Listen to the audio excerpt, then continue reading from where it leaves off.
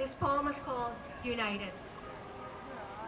I looked at my country and I did see a beautiful nation founded upon rejection of tyranny, who come together when threatened with undue force and use their voices to engage in political discourse against being governed by policies of hate and fear, against legislation that threatens lives held dear, against the cruelty, sadism, and inhumanity, against the abuses of political insanity, against the propagation of propaganda that seeks to divide, that's designed to keep the people from ebbing the tide, against the immense and irreparable damage of collusion to keep masses in disadvantage. United, we're strong. Fractured, we fall. Banded together, we can heed the call to deny the audacious attempts at autocracy and deny the pernicious plutocracy. And now a soliloquy for those who seek to rewrite constitutional protections and basic rights. Listen now and heed the flow. There are more of us than you know who will together take a stand against theft of liberty and that of land.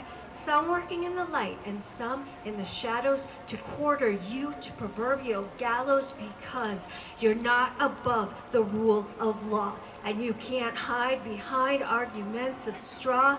Lies exposed to light of day can be cauterized and burned away. So, those secrets that you try to hide, of maliciousness that make you snide, I'm here to tell you are soon to unravel, and it's the people that'll bang the final gavel.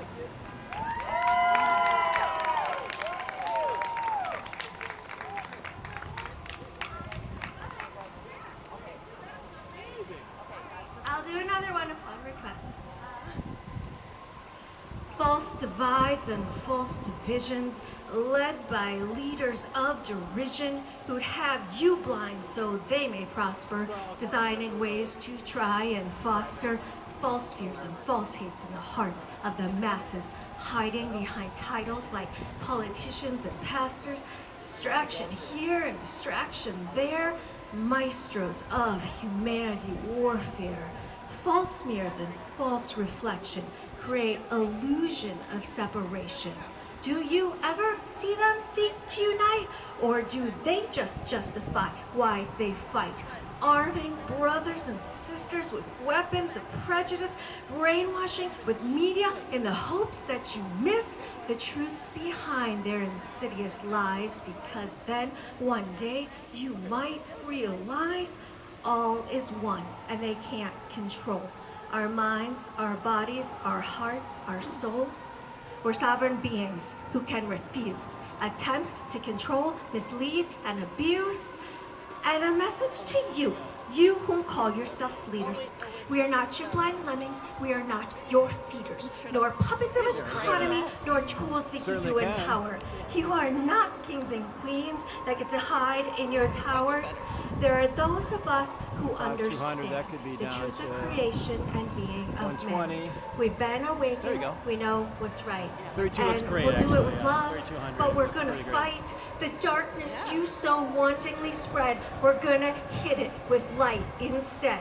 You spread a seed of doubt, we'll spread two of the greater compassion we know to be true. And we thank you for this call to action, because in truth it's an area we've been lacking, but no longer will we sit idly by, watching decency and democracy die. We'll be monitoring your deceptions, and for this there can be no exceptions. For each harmful policy you try to enact, we'll unearth the secret you tried to redact. Remember, you took oaths to serve your people. Break those promises and we'll burn your castles and steeples, figuratively, of course, but be on the lookout for that Trojan horse.